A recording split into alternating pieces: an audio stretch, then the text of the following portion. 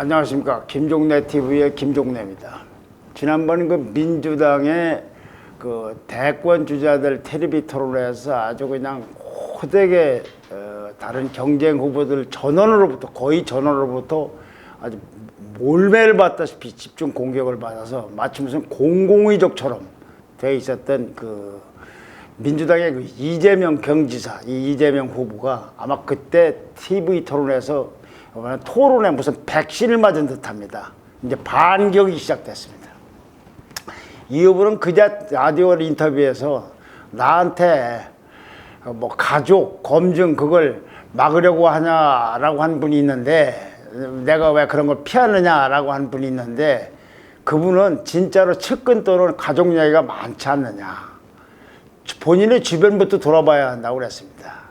그러니까 진행자가 옵티머스 의혹 때 이 측근이 금품수수에 연루돼서 목숨을 끊은 것, 이걸 언급하니 아니냐고 묻으니까 이재명 후보는 그분이 그냥 그 목숨을 끊은 분이 개인적인 사람이 아니고 이낙연 전 대표의 전남지사 경선 때 당원 명부, 가짜 당원 명부, 가짜 당원을 만들어 갖고 했던 그런 아주 핵심 측근 아니냐라고 그랬습니다. 그러니까 이제 경쟁 후보들이 이 해경군 김씨 뭐 또는 여배우 스캔들 의혹을 제기해도 뭐 원래 사이다로 다 소문이 났던 분인데 김 빠진 소위 사이다처럼 한다고 그래서 그런 평가를 받을 정도로 아주 이 돌직구 발언 등을 거의 자제하던 이재명 후보가 이제 아무래도 원래로 돌아가야 될 것 같다 하면서 이낙연 후보를 직접 저격합니다. 이게 전부 이낙연 후보의 측근 얘기입니다. 그러니까 결국은 그 텔레비 토론이 끝난 후에 자기 지지율이 정체됐거나 조금 하락되고 이낙연 후보의 그 상승세가 쭉 계속될 것 같으니까 거기에 영향을 줘서 이렇게 반격을 시도한 것이 아닌가. 그래서 지난번 텔레비 토론은 예비 경선 텔레비 토론이라면 본 경선에 벌어질 때는 이제 텔레비 토론도 이제 언젠가 되겠습니다만은 명락대전, 이재명 할 때 이낙연 할 때처럼 이런 명락대전이 이제 본격적으로 점화될 거다라는 얘기도 나오고 있습니다. 그 직접적인 발단은 어떻게 생겼냐면요. 이낙연 캠프의 정운현 공보단장이라고 있습니다. 이분이 윤석열 전 총장의 부인 김건희 씨 의혹이 제기됐을 때 이재명 지사가 말하기를 결혼하기 전에 벌어진 일을 후보에게 책임을 물을 수 없는 건 아니지 않느냐. 결혼하기 전에 벌어진 일인데 그렇게 인터뷰를 해서 말을 했는데 그걸 거론하면서 대통령 부인이 공인인데 검증할 필요가 없다니까지는 좋은데, 혹시 이제 지금 얘기는 이제 김건희 씨 얘기로부터 해경군 김씨는 지난번 예비 경선 텔레비 토론도 거론되지 않았습니다. 여배우 스캔들, 김부선 씨 스캔들만 거론됐는데 이걸 딱 걸면서 해경군 김씨 건과 본인이 눈물 표절권도로 불똥이 드는 걸 위로한 건 아닌가라고 해서 이재명 지사에게 소위 그 의혹이 있다고 그동안 얘기되어 왔던 다른 것들을 거론하면서 직접 저격을 하면서 이제 시작이 됩니다. 그러니까 거기에 대한 반박으로서 어떤 반격으로서 이낙연 후보의 측근인 옵티머스 관련 의혹을 제기했으니 이제 이거는 이제 원래 있던 걸로부터 이재명 쪽도 한두 개 건드렸고, 그러니까 이낙연 쪽 당신네들은 깨끗하냐면서 이걸 건드렸으니까 이 문제는 그냥 일회성으로 넘어가지 않고 앞으로 굉장히 큰 공방의 소재가 될 가능성이 굉장히 커졌습니다. 이건 말고도 다른 게 또 있겠죠. 자, 그러면 그 옵티머스 의혹이라는 게 도대체 뭔 얘기냐? 이게 일회성으로 넘어가지 않을 것 같으니까 앞으로도 많이 거론될 것 같은 시청자분들에게 이해를 돕기 위해서 좀 소상히 설명을 드리면요. 먼저 이 옵티머스 사건이라는 게 뭐냐? 옵티머스 자산운용사가 증권사 등의 펀드 가입을 통해 증권사들이 이제 펀드에 가입해서 이렇게 가입해서 옵티머스 자산운용이 투자자 한 2,900여 명으로부터 1조 2천억을 모은 겁니다. 모아가지고 안정적인 정부 채권에다가 투자한다고 투자자에게 해놓고 실제로는 조폭이 사장인 부실기업 채권에 투자했다가 무려 5,500원의 손실을 봤다고 알려진 사건입니다. 손실이 워낙 막대하니까 환매 중단 사태까지 일어나는 거야. 돌려주지를 못한 겁니다. 비슷한 시기에 라임 사태라는 이것도 발생을 했는데 이것도 펀드 사기는 사기인데 라임 사태는 처음에는 실적이 좋았어요. 그런데 나중에 실적이 없어서 망한 사건이고 옵티머스 사건은 처음부터 투자자를 속이려고 그래서 조폭회사에 투자했다 해서 권력을 낳으니까 재질을 보면 옵티머스 사건이 훨씬 나쁩니다. 그런데 이낙연 후보가 민주당 대표 시절인 작년 12월에 이낙연 후보가 그 당시에는 대표였습니다. 금년에 그만뒀습니다만은 그때 최측근으로 알려진 이경호 민주당 대표실에 이낙연 대표실에 부실장으로 있던 사람인데 이 사람이 옵티머스 자산운용과 관련이 있는 어떤 회사 트러스트홀이라는 회사가 있는데 그 회사로부터 이낙연 대표의 그 종로 사무실에 복사기를 설치를 협찬을 받아서 사용료 76만 원을 대납토록 한 혐의로 검찰이 조사를 받았습니다. 왜 종로 사무실이냐? 이낙연 대표가 종로에 국회의원으로 출마를 하면서 생긴 일입니다, 이게. 거기에 이제 복사기를 설치하고 돈을 좀 대납을 해라 이렇게 된 겁니다. 옵티머스 사건과 관련 있는 회사. 이것 때문에 검찰이 조사를 받다가 극단적인 선택을 한 겁니다. 근데 이렇게 협찬을 해 주었던 트러스트 관계자는 바로 이경호 씨의 이경호 그 측근이라는 사람의 지인이었다고 합니다. 이재명 후보가 이걸 거론하면서 이제 옛날에 좀 문제가 됐던 사건이 이제 그 의혹이 다시 점화가 된 겁니다. 자, 문제는 김부선 사건으로부터 해경군 김씨하고 논문 표절을 거론하니까 여기서는 그럼 당신네들은 깨끗하자면서 바로 그 부실장 얘기를 한 겁니다.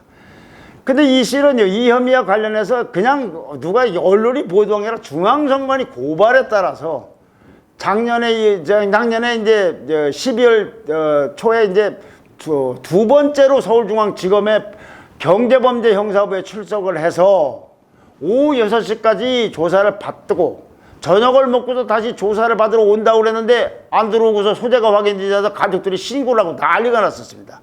그래서 찾다 보니까 못 찾다가 그 다음 날 하루가 지나서 밤 9시 좀 넘어서 이 서울중앙지법에 있는 후생관 인근 계단에서 숨진 채로 발견된 겁니다. 76만 원 때문에 조사를 받다가 밥 먹고 나서 다시 조사를 온다고 하더니 사라진 다음에 그 다음날 발견됐다는 겁니다. 정치자금법 31조에 따르면요, 국내 법인은 정치자금을 기부할 수가 없습니다. 법인은. 그러니까 중앙선거관리는 이걸 위반했다고 하면서 정치자금법 위반으로 검찰에 고발을 했던 겁니다.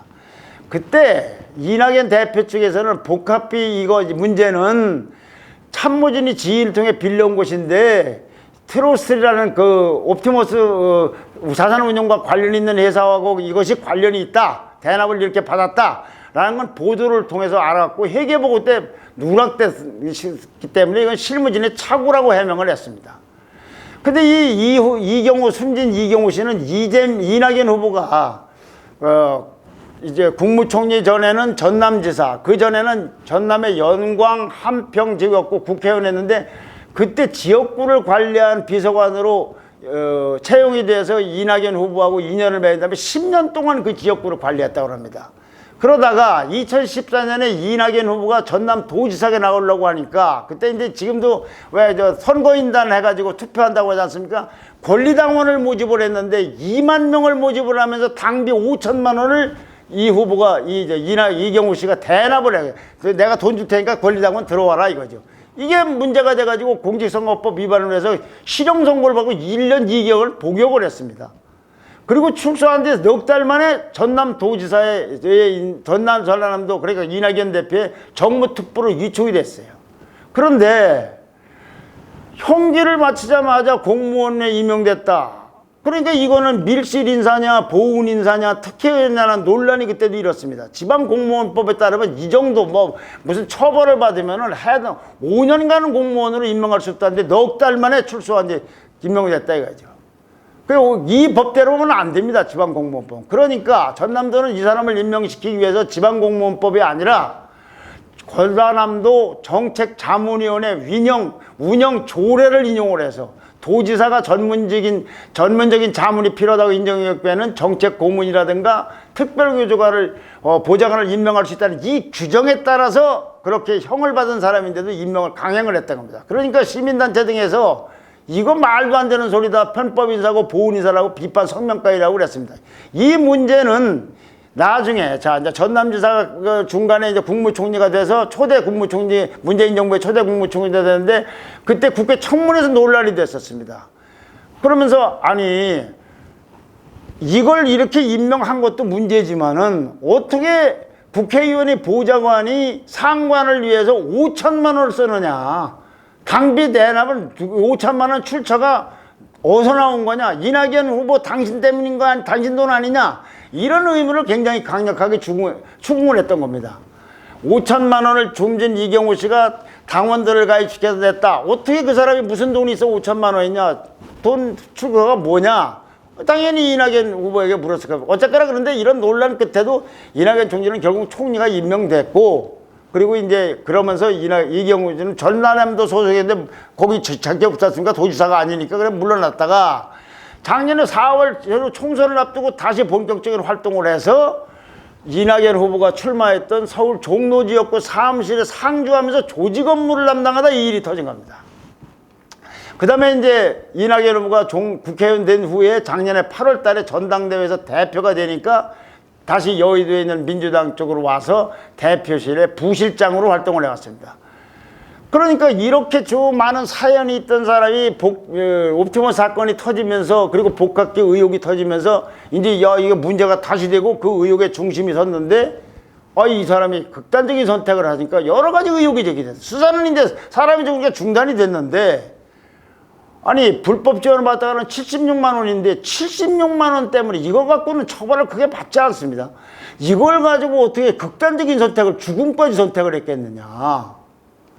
그러니까 이경우 씨가 이게 다른 혐의가 있는 게 아니냐. 이거 76만 원건 아니고. 그 당시 언론 보도를 보면은 이 사람이 무슨 복사기 말고도 뭐 서울 사무실 그 종도 있는 사무실에다가 무슨 소파 등 뭐 이런 것 등등해서 한 1,000만 원 상당의 뭐 가구와 집기를 뭐 협찬받았다든가 등등의 보도가 있으니까 일종의 이 건 말고 별건 의혹이 있다. 그래서 그것도 좀 조사를 받고 있었다라고 보도가 되게 됐습니다. 자, 그러니까 이 사람이 전라남도 때 5천만 원을 대행비를 대납을 이 사람 자기 돈으로 했다는 것도 의문, 채용 과정도 의문, 그 다음에 76만 원 때문에 자살했다는 것도 의문, 그 다음에 다른 혐의가 있는 것도 의문, 그리고 이런 것들이 이낙연 후보와 관련이 있느냐 없느냐는 것도 의문. 이런 문제들이 결국은 민주당 본선 과정에서 민주당 내부뿐 아니라 여야 간에도 쟁점이 될 가능성이 큽니다. 왜냐하면 이게요. 언론이 보도했거나 내부 제보자만으로 끝난 게 아니고 중앙선관위가 고발을 해서 정식 수사를 했던 사건입니다.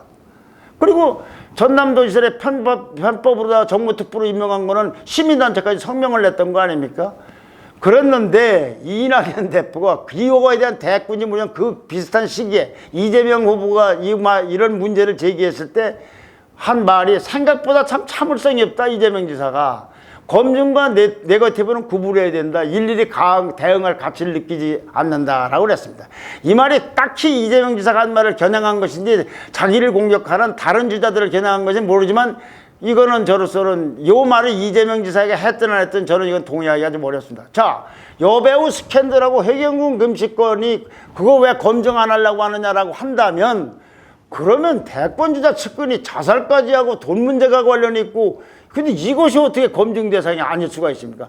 여배우 스캔들하고 해경군 금시를 그걸 검증을 하라고 한다면서 그놈을 갖고 계속 의혹을 제기하는 연장선상이라면 이 문제도 반드시 검증 대상이고 의문을 제기해야 될 사안이라고 저는 봅니다. 이걸 보고 뭐 성질이 급하다든가 해경궁금 씨하고 여배우 스캔들은 검증 문제고 이건 네거티브라는 건 저로서는 좀 납득이 안 갑니다. 그러니까 김경률 회계사 같은 분은 이 문제를 거론하면서 이낙연 후보가 이 바지 내려서 될 일이 아니라 꼬집었습니다. 이제 바지 내려서 될 얘기는 이재명 후보를 얘기합니다. 그런 식으로 넘어갈 문제가 아니라고 꼬집기 됐습니다. 김경률 회계사는 참여연대 출신인데 아주 이제 친문하고 거리를 두고서 반문 진보 인사로 지금 행동을 하고 있는데 지난번 민주당 예비 경선 과정 때에서 국민면접관으로 한번 뽑혔었습니다. 그래서 후보 검증을 하려고 했는데 바로 이낙연 후보하고 정세균 후보들이 반발이 심해서 사실은 참여할 사람으로 선발됐다가 취소가 됐던 사람이에요.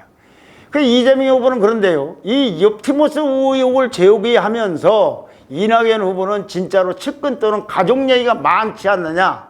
본인이 주변을 돌아봐야 된다고 그랬어요. 이 얘기는 옵티머스 말고도 다른 의혹들이 있음을 또는 준비하고 있음을 암시하고 있는 겁니다. 자, 그렇게 해서 결국은 말로는 검증이라고 하지만 이 민주당의 본선은 지난번 예선 때 텔레비 토론과는 비교가 안 될 만큼 지금 상태라면 본인들이 무슨 협약을 맺지 않는 한 니전투구로 들어가서 아주 치고받고하는 싸움이 굉장히 요란할 것 같습니다. 이제 물론 경선이 뭐 연기 코로나가 심하면 뭐 추석 국정감사 전 뭐 10월 초까지로 연기를 하는 여쩌고 하지만 그거와는 별개로 언제가 경선이 다시 재개된다 하더라도 이 문제는 그냥 쉽게 넘어가기 어렵게 됐다. 왜냐하면 한쪽에도 거론하면 한쪽에 또 하고 이러니까요. 그런데 이걸 지켜보는 국민들 입장에서는 어떠냐. 아니 20년 집권하고 100년 집권한다는 집권당에서 이 주자들이 뭐 무슨 세상을 만들고 무슨 세상을 만든다는 사람들이 정책 경쟁은 나는 어디 있는지 잘 배지가 않아요. 그리고 이런 왜 뭐 너는 뭐가 문제고 당신은 이런 약점이 있고 이런 문제점이고 이 과거사를 가지고 공방을 벌리는 것 이런 것이 과연 이 나라의 정치 발전에 위해서 또는 차기 정권이 어느 정권이 들었든 대통령 선거 국면에서 이게 정상적이고 바람직한 것인가 이런 부분에 대한 지적은 하지 않을 수가 없습니다. 댓글과 좋아요와 구독 신청 부탁드립니다. 감사합니다.